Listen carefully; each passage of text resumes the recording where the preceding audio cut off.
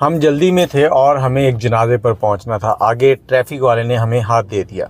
अस्सलाम वालेकुम, कैसे हैं आप लोग? मैं हूं आपके साथ अदनान। और कहते हैं कि कुछ चीज़ें ऐसी होती हैं जिन्हें इंसान कभी भूल नहीं पाता।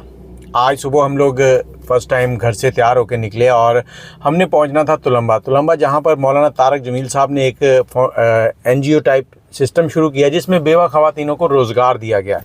उसके बारे में तफसीली वीडियो जो है वो आपको जल्द मिल जाएगी। लेकिन इसके साथ ही एक दुख की खबर है जिसमें हमारे मोहसिन भाई ज़ुबैर प्रिंटिंग प्रेस वाले, उनके वालदा जो है वो उनका इंतकाल हो गया था और उनका जनाजा जो है वो 1:30 बजे था, नमाज के बाद। अब जब हम वापसी निकले हैं तो हम नियाज़ी चौक पहुँचे। नियाज़ी चौक से हमने अपना मोटरसाइकिल लिया और हमें जल्दी थी कि हम जल्द से जल्द मस्जिद पहुँच जाएँ और अपने जनाजे की और नमाज की तैयारी हो जाए। अभी हम आ रहे हैं तो जैसे ही SP चौक खानेवाल से आगे निकले हैं तो आगे ट्रैफिक वाले कुछ भाई खड़े थे और वो चालान काट रहे थे।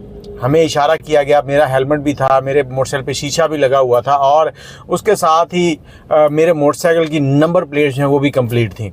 अब उन्होंने चेक करना था तो लाइसेंस चेक करना था और मैंने चलती हुई मोटरसाइकिल में उनके पास आते हुए ब्रेक लगाते हुए ज़ोर से कहा कि हमने जनाजे पर जाना है। जैसे ही मैंने कहा कि हमने जनाजे पर जाना है तो इस भाई ने इशारा किया इस तरह से कि आप चले जाएं।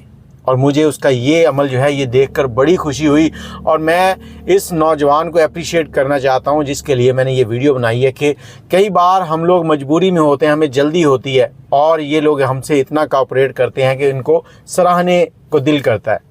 हम उसके बाद जनाजे में पहुँचे। जनाजे में पहुँचने के बाद वापस उसी जगह गए लेकिन वहाँ पर वो नौजवान मौजूद नहीं था। फिर ये दूसरे नौजवान वहाँ पर मौजूद थे, इनके साथ हमने फ़ोटो ली और इनका शुक्रिया अदा किया कि इस तरह के लोग भी इस वक्त इदारे में मौजूद हैं जो अच्छा काम कर रहे हैं। बाकी आप क्या कहते हैं इस बारे में? अपनी राय ज़रूर दीजिएगा। अल्लाह हाफ़िज़।